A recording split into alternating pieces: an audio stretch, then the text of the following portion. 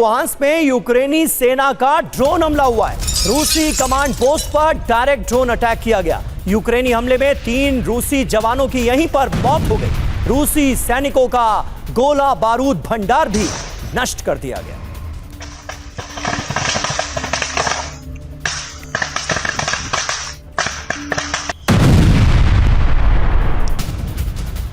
और एक और बड़ी खबर, जहां ज़ैपोरिज़िया में यूक्रेनी सैन्य ठिकाने पर हमला हुआ है। हमले में यूक्रेनी सेना का पोस्ट ध्वस्त। रूसी सेना ने यूक्रेनी सैनिक को पकड़ा।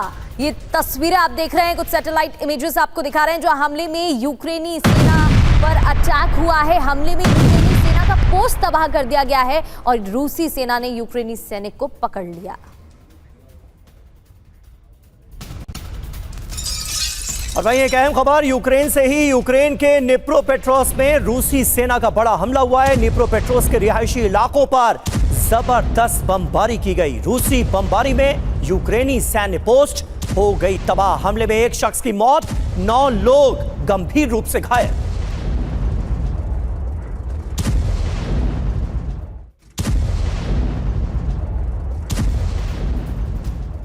तो इस वक्त की 3 बड़ी खबरें तस्वीरों के साथ आपके सामने ये रही। लुहांस्क में यूक्रेनी सेना का ड्रोन हमला हुआ है। वहीं ज़ैपोरिज़िया में यूक्रेन को निशाना बनाया गया है। यूक्रेनी सेना के जो पोस्ट थे उस पर हमला किया गया है और यहां पर कुछ सैनिकों के सरेंडर की भी खबर सामने आ रही है। रूसी बमबारी में यूक्रेनी पोस्ट को कैसे कर दिया गया तबाह, यह भी देखिए।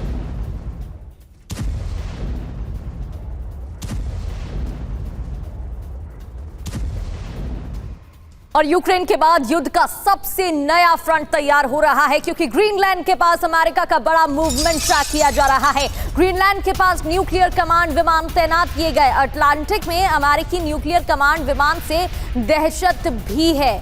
तो ग्रीनलैंड के पास यूएस का मूवमेंट ट्रैक किया गया है। इसके अलावा न्यूक्लियर कमांड विमान तैनात हुआ है। अटलांटिक में अमेरिकी न्यूक्लियर कमांड विमान से अब दहशत भी है कि आगे क्या प्लान होने वाला है और क्या रणनीति है डोनाल्ड ट्रंप की।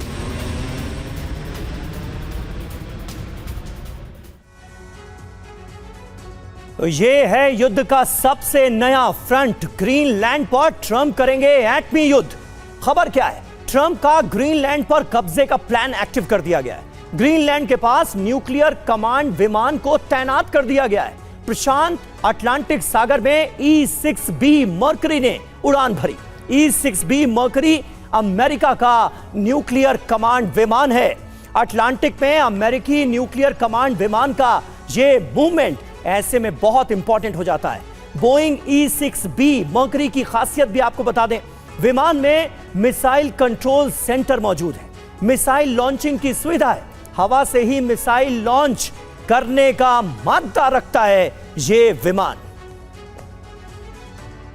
तो देखिए, बड़ा सवाल तो यही है कि आखिर ग्रीनलैंड को लेकर एक बार फिर डोनाल्ड ट्रंप का अमेरिका का रुख आक्रामक क्यों नजर आ रहा है? इससे पहले भी वो ग्रीनलैंड को लेकर बड़े बयान दे चुके हैं और अब ये डेवलपमेंट आखिर किस ओर इशारा कर रहा है? इस खबर को आप ट्रंप के उन बयानों से समझ सकते हैं जो उन्होंने ग्रीनलैंड को लेकर दिए। ग्रीनलैंड पर ट्रंप के 5 बारूदी ऐलान भी आइए आपके सामने रख देते हैं, जिसे जानना आपके लिए जरूरी है। ग्रीनलैंड को किसी भी कीमत पर हम लेकर रहेंगे, ये कहा है ट्रंप ने। हमें अपनी सुरक्षा के लिए ग्रीनलैंड की जरूरत है। इंटरनेशनल सिक्योरिटी के लिए अमेरिका को ग्रीनलैंड चाहिए। मुझे लगता है कि हम ग्रीनलैंड को हासिल करके रहेंगे। ग्रीनलैंड को किसी ना किसी तरीके से हासिल कर लेंगे, यह कहा है ट्रंप ने। अब सवाल यह है कि क्या ट्रंप का मिशन ग्रीनलैंड शुरू हो गया है?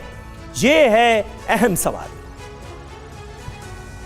और इसके साथ ये भी समझना जरूरी है कि ग्रीनलैंड पर क्यों कब्जा चाहते हैं डोनाल्ड ट्रंप। इसके पीछे उनकी मंशा क्या है? ग्रीनलैंड का लोकेशन अमेरिका के लिए रणनीतिक है। 2019 में भी इसको लेकर वो बयान दे चुके हैं। अमेरिकी सैन्य सुरक्षा के लिए ग्रीनलैंड बहुत इंपॉर्टेंट है। यूएस से यूरोप जाने के सबसे छोटे रूट पर ग्रीनलैंड बसा हुआ है। जी हां, यूरोप में यूएसए का केंद्र स्थापित करने की चाहत है। शीत युद्ध के दौरान ग्रीनलैंड में बर्फ के नीचे सैन्य अड्डा था। ग्रीनलैंड में 25 तरह के क्रिटिकल रॉ मटेरियल मौजूद हैं। हमारे साथ दो खास मेहमान भी स्टूडियो में मौजूद हैं, उनसे आपका तारुफ करा दें। कर्नल अनुराग शुक्ला हमारे साथ मौजूद हैं, इसके अलावा air vice marshal OP Tiwari ji भी हमारे साथ मौजूद हैं। तिवारी जी, ऐसे वक्त में जब दुनिया के अलग अलग हिस्सों में जंगी बारूद बरस रहा है और कहीं ना कहीं हर जगह अमेरिका का इन्वॉल्वमेंट भी नजर आ रहा है, एक और नया फ्रंट खोलने की कोशिश अमेरिका की तरफ से। समीर, ये नया फ्रंट कहेंगे कि ग्रीनलैंड एक बहुत छोटा सा देश है, बहुत लेकिन इनॉर्मस इनके पास खनिज है, रेयर अर्थ है। अमेरिका को देखिए, जब से चाइना के साथ थोड़ा संबंध खराब हुए हैं, बिकॉज चाइना जो था रेयर एलिमेंट्स का मेन सप्लायर वही था। और इसका असर रूस अमेरिका की इंडस्ट्रीज पर, भले एरो इंजन्स की इंडस्ट्रीज हो या इलेक्ट्रॉनिक्स इक्विपमेंट हो या सोलर सेल्स में एनर्जी हो, सब में रेयर एलिमेंट्स की बहुत ज़्यादा आवश्यकता है। अब इसकी कमी उसको बहुत खलक रही है और बहुत मेहनत हो रही है। तो किसी तरह से चाहता है कि ऐसी जगह पर जाऊं। पहले इसने यूक्रेन में भी काफ़ी कोशिश की कि यूक्रेन से समझौता कर लें, लेकिन ये भी एक अंत की तरफ नज़र नहीं आ रहा है। अपनी ख्वाहिश तो उन्होंने शुरू में कर दिया था, ग्रीनलैंड पर कब्जा करेंगे, लेकिन ग्रीनलैंड एक फ्लैश पॉइंट होगा यूरोप और अमेरिका के बीच में। ग्रीनलैंड में खाली अमेरिका इस कह के आए कि मैं रशिया को रोकने के लिए आ रहा हूँ, ये यूरोप के जो देश है, यूरोपियन यूनियन के जो देश है, उनको ये उसको समझाना आसान नहीं होगा। तो अब देखिए क्या चाहते हैं ये ट्रंप, किसी तरीके से अपना एक बेस बना के, बिल्कुल सर, ये बड़ी बात है। बिल्कुल, डोनाल्ड ट्रंप यह दावे तो कर रहे हैं, लेकिन इससे क्या असर पड़ेगा वो भी देखने वाली बात है। शुक्ला सर, क्योंकि डोनाल्ड ट्रंप वही हैं जो लगातार ये दावे कर चुके हैं कि वो वॉर फ्रंट पे कहीं ना कहीं वॉर रुकवा देते हैं या उनका इन्वॉल्वमेंट रहता है। हालांकि बिल्कुल ऑपोजिट सिचुएशन देखने को मिलती है। यहाँ पर जो उनकी रणनीति है उसका असर आसपास के देशों और बॉर्डर्स पर कैसे पड़ सकता है? ये सबसे पहले तो आपको ये समझना चाहिए कि रेयर अर्थ की लड़ाई इस समय बहुत चरम सीमा पे है। आने वाले युद्ध में और आने वाले जो टेक्नोलॉजी हम जिस तरह से एडवांसमेंट कर रहे हैं, वहाँ पे रेयर अर्थ की रिक्वायरमेंट मजबूरी से भी ज़्यादा है। और जैसे कि रशिया और यूक्रेन और तीसरा चाइना, ये तीन फ्रंट हैं जो कि एडवर्स हो गए हैं यूरोप के लिए और इसके अमेरिका के लिए। तो उनको एक नया फ्रंट जरूरी चाहिए जहाँ से उनकी इस चीज़ की भरपाई हो सके। ग्रीनलैंड की अगर हम बात करें तो ग्रीनलैंड एक कमज़ोर देश समझा जाएगा, क्योंकि वो नेटो के डेनमार्क के अधीन में है, उनकी लोकल गवर्नमेंट है और एक तरह से सुरक्षा कवच का बहाना देते हुए अमेरिका बड़े आराम से उसके ऊपर जा सकता है। तो वो उन्होंने एक छोटा सा आसान टारगेट चुना है और इसको कब्जा करने में उनको ज़्यादा परेशानी भी नहीं होगी। ये किसी ना किसी पॉलिटिकल दबाव से और मिलिट्री अहमियत दिखाते हुए, अपनी सुरक्षा व्यवस्था को दिखाते हुए इसको कामयाब हो जाएंगे कवर करने में। बिल्कुल सही बात है शुक्ला जी, यानी ये पूरी कहानी जो है ये मिनरल्स की कहानी है। रेयर अर्थ के पीछे कहीं ना कहीं अमेरिका पड़ा हुआ नजर आ रहा है। डोनाल्ड ट्रंप ने नजरें ग्रीनलैंड पर गड़ा दी हैं, यही वजह है। और देखिए यूक्रेन पर इस बीच रूस का विनाशक प्रहार हुआ है। यूक्रेन के फ्लैग डे पर भीषण बमबारी की खबर है। मिसाइल, बॉम्ब और ड्रोन से एक साथ हमले किए गए। यूक्रेन ने कल फ्लैग डे मनाया है और इस दौरान किस तरह से बारूदी हमलों का सिलसिला जारी रहा रूस की तरफ से, ये देखिए। और रूस का यूक्रेन पर विनाशक प्रहार भी जारी है। निप्रो में लगातार तोप पर हमला हुआ है। होवित्जर तोप पर हमला, रूस ने होवित्जर को नष्ट किया है। तो स्पेशल फोर्सेस भी यहां पर डिस्ट्रॉय कर दी गई हैं और निप्रो में होवित्जर तोप पर हमला किया गया, जिसकी तस्वीरें भी आप देख रहे हैं। और अहम खबर है डोनेट्स्क पर रूस का बारूदी प्रहार। यूक्रेनी सैन्य ठिकानों पर की गई बारूदी वर्षा। यूक्रेनी अटैक ब्रिगेड को किया गया कैसे टारगेट, ये देखिए। रूसी हमले से यूक्रेन में मची है तबाही।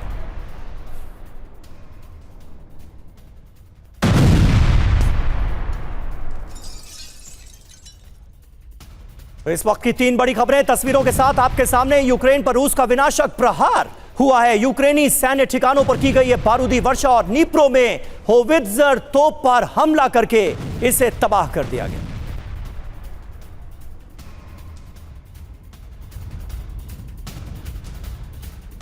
बिल्कुल, और ये तीन बड़ी तस्वीरें आपको दिखा रहे थे। आगे बढ़ते हुए आपको ये भी बता दें कि शांति वार्ता पर पुतिन के स्टैंड बदलने से डोनाल्ड ट्रंप भड़के हुए हैं। यूक्रेन को भारी संख्या में क्रूज मिसाइल अमेरिका देगा।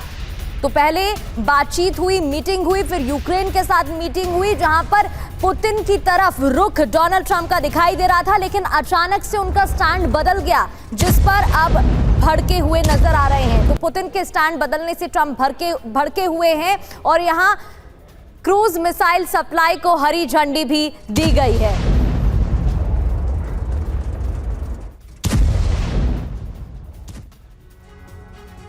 तो देखिए, ईरैम क्रूज मिसाइलों की सप्लाई को भी हरी झंडी दे दी है डोनाल्ड ट्रंप ने। यानी लगातार अब ज्यादा से ज्यादा कोशिश इस बात की है कि यूक्रेन को कैसे खतरनाक हथियारों से लैस किया जाए और यूक्रेन के जरिए रूस की सरजमीन को निशाना बनाया जाए। कुल मिलाकर जो स्थितियां पहले नजर आ रही थी अलास्का में हुई वार्ता के बाद, उसके बिल्कुल उलट तस्वीर अब जंग के मैदान में नजर आ रही है। पुतिन से ट्रंप का बदला शुरू, अमेरिकी हथियार से रूस में महाविनाश की तैयारी।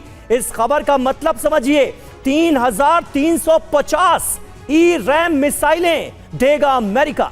उच्च क्षमता वाली मिसाइलें यूक्रेन को दी जा रही हैं ताकि हमले और ज्यादा घातक हों।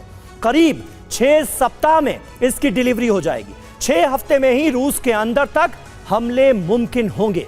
ईरैम की रेंज आप जानते हैं 450 किलोमीटर है। रूस के भीतर कई अहम टारगेट पर अब यूक्रेन डायरेक्ट हमला कर सकेगा इसी के जरिए। शर्तें और नियंत्रण पेंटागन की अनुमति के बिना हमले नहीं होंगे, ये रखी गई है। यानी अमेरिका की जब जब रजामंदी होगी तब तब रूस के अंदरूनी इलाकों को किया जाएगा टारगेट। यानी पूरी तैयारी कर ली है। कहीं डोनाल्ड ट्रंप भी ये मानकर तो नहीं बैठ गए तिवारी जी कि अब इस युद्ध को शांत नहीं कराया जा सकता है, जंग भड़केगी। अब यूक्रेन को ज्यादा से ज्यादा और घातक से घातक हथियार देकर रूस पर बड़े हमले करने की तैयारी है। समीर देखिए, इस स्टेप में, इस कदम में ट्रंप तो बहुत सक्सेसफुल हो गए जी। ये इतनी मिसाइलें बेचेंगे, पैसा कौन देगा? यूरोपियन देश देंगे। इनकी तो मिसाइलें बिक गई और उनको पैसा मिल गया, तो अमेरिका का जो एम है ये तो अचीव हो गया। लेकिन उन्होंने कंडीशन लगा रखी है कि जब तक हमसे परमिशन नहीं लोगे तब तक इसको फायर नहीं करोगे। ये उससे पुतिन की भी बात है, ताकि पुतिन को भी इंडिकेशन दे रहे हैं जब हम चाहें तभी होगा। अब ये कह रहे हैं कि ये नाराज है ट्रंप पुतिन से, लेकिन जो अलास्का में मिले थे, क्या समझौता हुआ था, क्या बातें हुई थी, नथिंग केम इन ओपन। किसी को कुछ पता नहीं चला क्या कहा था। पुतिन तो शुरुआत से लगे हुए हैं कि उनकी कंडीशन तो सिर्फ वही है कि जितनी टेरिटरी इन्होंने रिकॉग्नाइज किया है उनके पास रहनी चाहिए और बागे नाटो नहीं बढ़ना चाहिए, नाटो का मेंबरशिप नहीं होना चाहिए। तो ये किस प्रश्न से, लेकिन इस मीटिंग से मुझे यही लगा कि ट्रंप अपने एक उद्देश्य में कामयाब हुए हैं, अपनी मिसाइल बेचने में, और जो रेवेन्यू होगा उनकी सरकार के पास आएगा। ये वैसी बात है जैसे आग में हम थोड़ा थोड़ा घी डालते रहते हैं ताकि लड़ाई चलती रहे।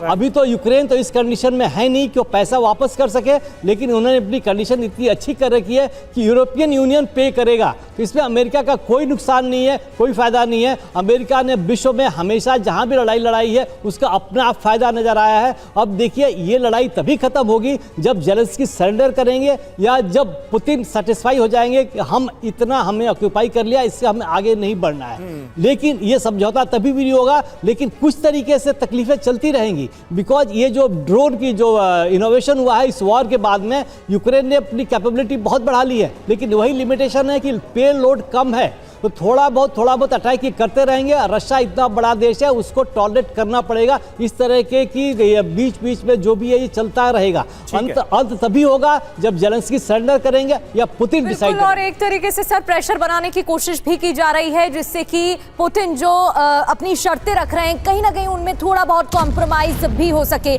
शुक्ला सर, क्या इसे एक स्ट्रैटेजिक मूव की तरह देखा जा सकता है? डोनाल्ड ट्रंप कुछ और पोर्ट्रे कर रहे थे, लेकिन अब अचानक से उनका स्टैंड चेंज हो गया है।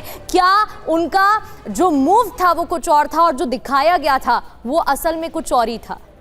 जी डेफिनेटली, ये अगर हम बात करें तो स्ट्रेटेजिक और टैक्टिकल लेवल पे ही बात कर सकते हैं, क्योंकि अगर ईरैम मिसाइल्स की बात करें तो मिसाइल देना आसान है, लेकिन उसको चलाना एक ट्रेनिंग चाहिए होती है, उसको ले जाना होता है, लॉजिस्टिक इन्वॉल्व होती है। और अगर इसकी रेंज देखें तो सिर्फ 450 किलोमीटर है, कोई ज़्यादा बड़ी रेंज नहीं है। अगर रशिया जैसे बड़ी कंट्री की बात करें तो 450 किलोमीटर के रेंज में बहुत लिमिटेड टारगेट्स हैं, और उस लिमिटेड टारगेट को हिट करके कोई सक्सेस अचीव नहीं होने वाली। ये सिर्फ पोकिंग वाली सिचुएशन है, जहाँ पे कि अमेरिका यूक्रेन को सिर्फ इतनी इजाज़त दे रहा है कि आप जैसे एक बड़ा बच्चा छोटे बच्चे से लड़ता है तो आप हाथ पैर मारते रहिए, लेकिन सक्सेसफुल नहीं हो पाएंगे। लॉन्ग रन में अगर देखा जाए तो इसको सिर्फ और सिर्फ सिंबॉलिक देखें, इससे इफेक्ट कोई फ़र्क नहीं पड़ने वाला, क्योंकि आज के ज़माने में काउंटर बमिंग इतनी ज़्यादा स्ट्रांग हो चुकी है कि जैसे एक मिसाइल निकलेगी उसकी पोजीशन पता चल जाएगी और वहीं पे काउंटर बमिंग होते हुए वो सारा का सारा डिस्ट्रॉय हो जाएगा।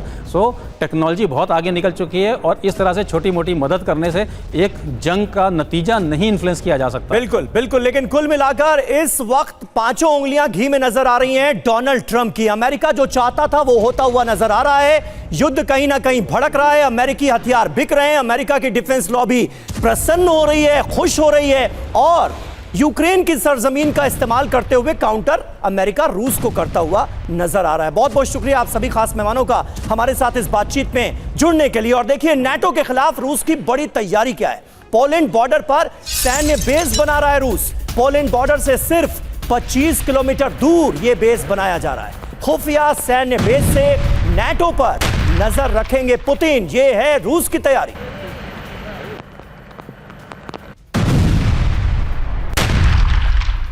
तो बॉर्डर से सिर्फ 25 किलोमीटर की दूरी पर यह बेस बनाया जा रहा है। खुफिया सैन्य बेस से नाटो देशों पर नजर रखने की तैयारी है। नाटो की कारगुजारियों पर नजर रखने की रूस की बड़ी तैयारी।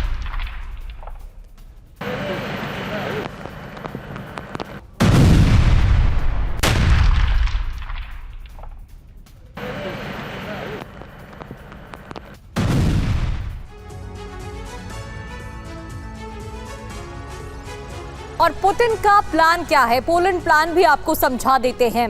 पोलैंड बॉर्डर के पास खुफिया बेस रशिया तैयार कर रहा है, बना रहा है। इसके अलावा कैलिनग्राद के खुफिया बेस भी वो तैयार कर रहा है और लगातार रणनीति जारी दिखाई दे रही है। जासूसी एंटीना की रेंज की बात करें तो रेंज से 7400 किलोमीटर तक नजर रखी जा सकती है और इलेक्ट्रॉनिक खुफिया सेंटर से पोलैंड और नाटो पर भी नजर रखी जा सकती है। और ऐसे में कई बड़े सवाल हैं। क्या पोलैंड पर बड़ा हमला कर सकता है रूस? कैलिनिनग्राद में जासूसी सेंटर लगाकर नाटो को क्या उकसाने की जा रही है कोशिश? पोलैंड पर हमला क्यों? पोलैंड पर हमले से रूस की भौगोलिक स्थिति बदलेगी। बाल्टिक देशों का नाटो से संपर्क कट सकता है। अब शांति नहीं, बारूदी सुनामी आएगी।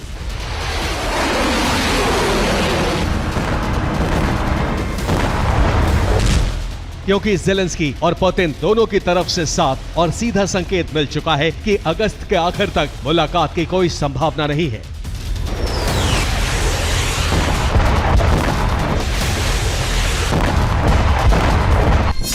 ज़ेलेंस्की बिना सुरक्षा की गारंटी के वार्ता नहीं करना चाहते हैं। पुतिन डॉनबास के संपूर्ण विलय की गारंटी के बाद ही युद्ध विराम की तरफ बढ़ेंगे। इस बीच ट्रंप ने भी युद्ध विराम की कोशिशों से हाथ पीछे खींच लिया है।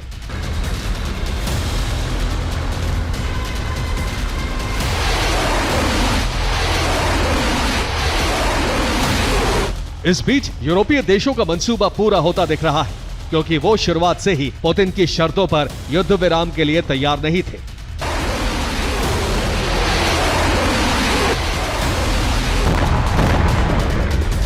यूरोप ने सर्दियों तक युद्ध की तैयारी शुरू कर दी है, जबकि रूस पहले से ही इस परिस्थिति के लिए तैयार था।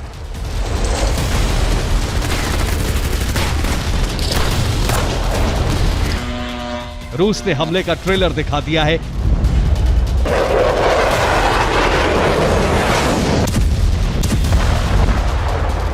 और संकेत दिया है कि वो सिर्फ यूक्रेन ही नहीं बल्कि दूसरे यूरोपीय देशों पर भी हमला कर सकता है।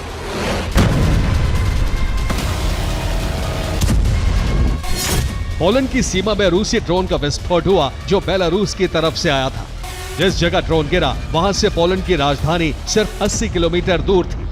जबकि लिथुआनिया में भी रूसी ड्रोन दाखिल हुआ, जिसके बाद नेटो ने इमरजेंसी मीटिंग बुलाई और रूस को काउंटर करने के लिए प्लान बनाया गया।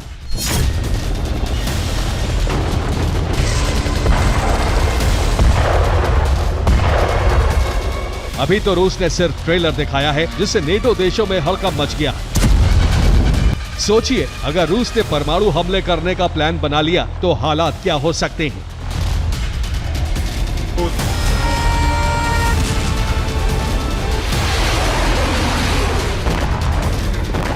यूरोप में दो देश परमाणु ताकत से लैस हैं, ब्रिटेन और फ्रांस, जबकि रूस के पास इन दोनों देशों से करीब 10 गुना ज्यादा परमाणु बम है।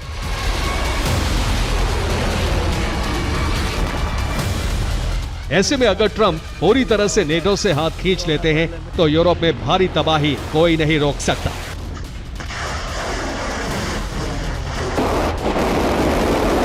वैसे भी पुतिन यूक्रेन पर टैक्टिकल परमाणु हथियारों के इस्तेमाल की धमकी दे चुके हैं।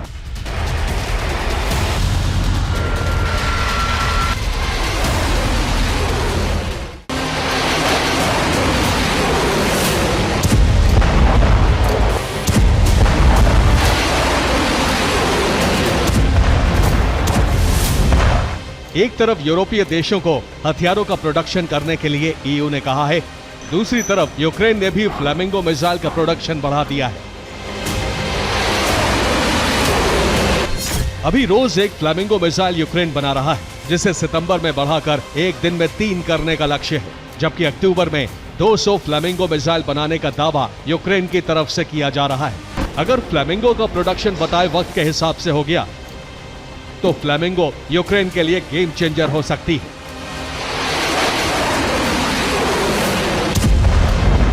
ठीक वैसे ही जैसे F-16 मिलने के बाद से यूक्रेन ने रूस में घुसकर तबाही मचाई थी।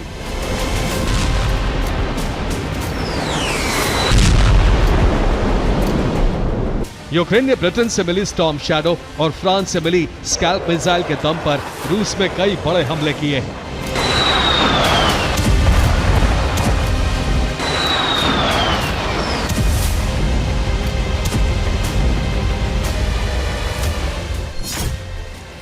अब यूक्रेन फ्लैमिंगो मिसाइल की बड़ी खेप बना रहा है। शुरुआत में करीब 1000 मिसाइलें बनाई जा रही हैं, जिसमें ब्रिटेन यूक्रेन की मदद कर रहा है। कहा जा रहा है कि फ्लैमिंगो सोवियत काल के ड्रोन Tu-141 का एडवांस्ड वर्जन है, जिसमें काफी बदलाव करके यूक्रेन ने फ्लैमिंगो मिसाइल बनाई है। फ्लैमिंगो और Tu-141 एक जैसे दिखते भी हैं। रिवर्स इंजीनियरिंग के लिए ब्रिटेन के इंजीनियर यूक्रेन पहुंचकर पिछले 6 महीने से काम कर रहे हैं। तभी 1 साल के कम वक्त में फ्लैमिंगो बनाकर उसका टेस्ट भी कर लिया गया।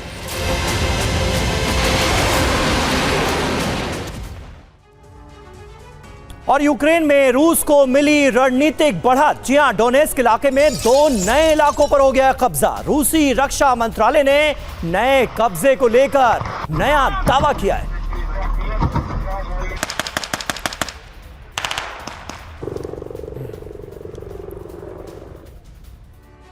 और ये बात किसी से छिपी नहीं है कि डोनेस्क में रूस का विस्तार लगातार जारी है। 2 इलाकों पर रूस ने कब्जा किया हुआ है। पहला इलाका है स्ट्रेडेनिये और दूसरा इलाका है क्लेबन बाइक। रणनीतिक महत्व क्या है ये भी आपको बता देते हैं। बड़ा लॉजिस्टिक और आर्मी बेस यहां पर तैयार होगा। डोनेस्क में लगातार बढ़त मिलेगी। 24 घंटे पहले 3 इलाके पर कब्जा किया था और लगातार अब इसका विस्तार किया जा रहा है। रूस का ये भी यूक्रेन का दावा है कि रूस की सेना को आगे बढ़ने से रोका गया है। दोनों इलाकों पर दोबारा कब्जा हुआ है। ये यूक्रेन ने दावा किया है कि ये 2 जो महत्वपूर्ण पॉइंट से लगातार विस्तार किया जा रहा है और आगे बढ़ने से रूस की सेना को रोका गया है। ना पुतिन और ज़ेलेंस्की की बैठक होने जा रही है, ना ही युद्ध विराम पर कोई फैसला किया जाने वाला है। पुतिन का अंतिम फैसला यही है कि लक्ष्य प्राप्ति के लिए युद्ध जरूरी है।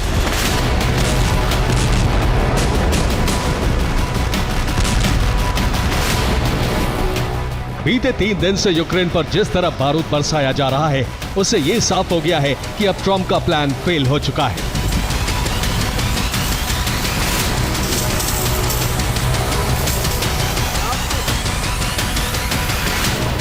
यूक्रेन पर हमलों के साथ ही पुतिन ने उसके मददगार यूरोपीय देशों को भी परमाणु चेतावनी जारी कर दी है।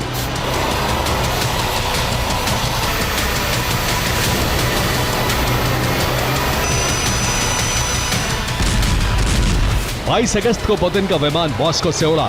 कुछ देर बाद इस विमान की लैंडिंग रूस के सारोव शहर में हुई। सारोव शहर पहुंचकर पुतिन ने अपने विरोधी देशों को चेतावनी जारी कर दी।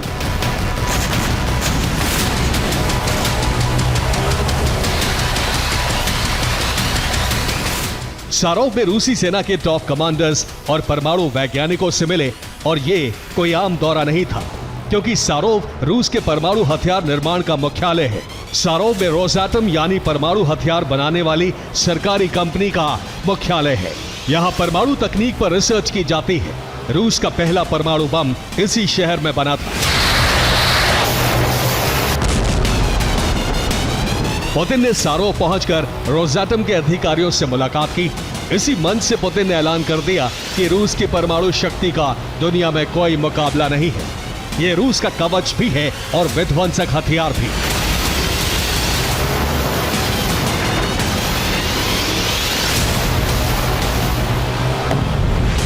अस्सी साल पहले 20 अगस्त 1945 को रूस में न्यूक्लियर रिसर्च कमेटी बनाई गई। 29 अगस्त 1949 को रूस ने पहले एटम बम का टेस्ट किया। इस एटम बम को यूली बोरिसोविच खारितोन ने डिजाइन किया था।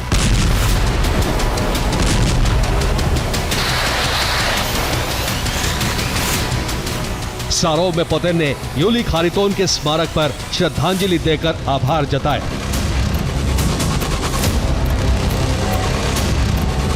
लेकिन जिस वक्त पुतिन सारोव शहर में परमाणु वैज्ञानिकों का आभार प्रकट कर रहे थे, उसी वक्त रोसएटम निदेशक एलेक्सी लिखाचेव ने एटमी धमकी जारी कर दी। रूस इस वक्त सबसे बड़े खतरे का सामना कर रहा है। इसका अर्थ है कि हमें अपने परमाणु हथियारों को उन्नत बनाते रहना होगा।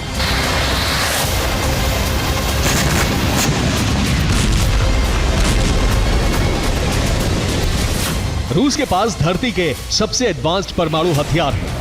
उसके परमाणु भंडार का मुकाबला नहीं है। रोसएटम के प्रमुख के इस चेतावनी के साथ ही रूस ने अपनी परमाणु सबमरीन और युद्धपोत भी यूरोप और अमेरिका के करीब तैनात कर दिए हैं।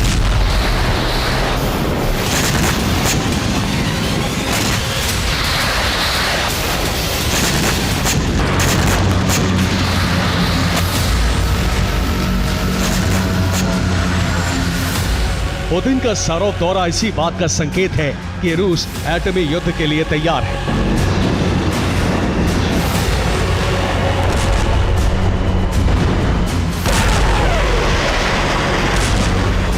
उसके 95% परमाणु अपग्रेड हो चुके हैं।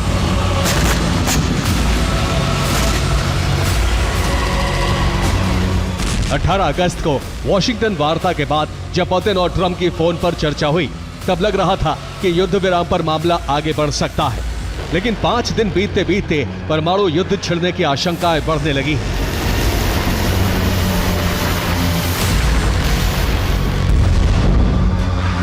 क्योंकि ट्रंप ज़ेलेंस्की को पुतिन की शर्तों पर सहमत नहीं कर पाए और इसके बिना रूस युद्ध विराम वार्ता के लिए तैयार नहीं है।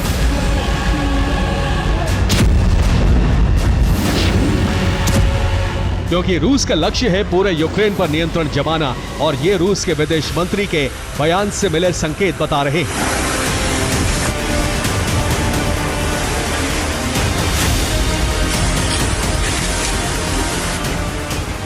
सर्गेई लावरोव ने कहा है कि यूक्रेनी सरकार से यूक्रेनियों की रक्षा करना ही क्रेमलिन का लक्ष्य है। यूक्रेन के रूसी भाषी लोगों को सम्मान और सुरक्षा के बिना यूक्रेन के साथ दीर्घकालिक समझौते नहीं हो सकते।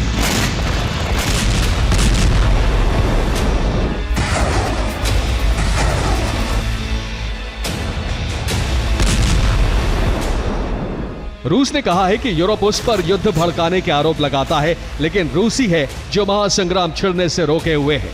अगर रूस के लक्ष्य पूरे नहीं होते हैं तो जंग का विस्तार तय है। इसके साथ ही रूसी विदेश मंत्रालय ने कहा है कि युद्ध विराम लागू नहीं होने के लिए भी जिम्मेदार यूक्रेन ही है।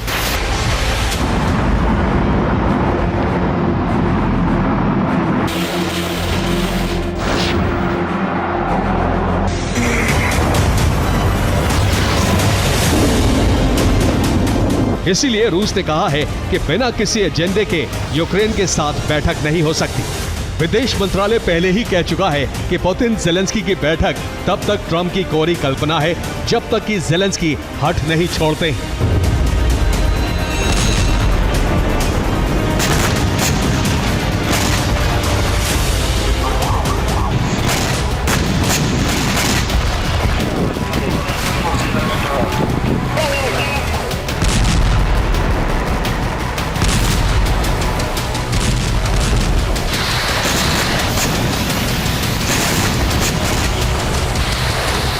दरअसल जेलेंस्की और यूक्रेनी सरकार के अहम पदों पर बैठे अधिकारियों को लग रहा है कि पुतिन अस्थायी युद्ध विराम चाहते हैं।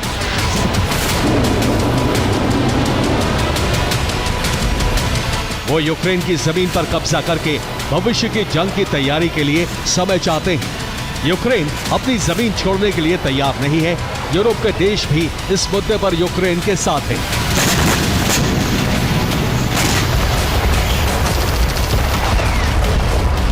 वो लगातार यूक्रेन को मदद और सुरक्षा की गारंटी के पक्षधर हैं।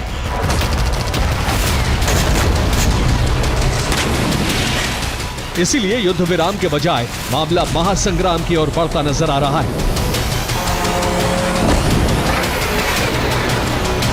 पुतिन ने न्यूक्लियर हेडक्वार्टर से पूरे यूरोप के लिए चेतावनी जारी कर दी है। Bureau report, TV9 Bharatvarsh.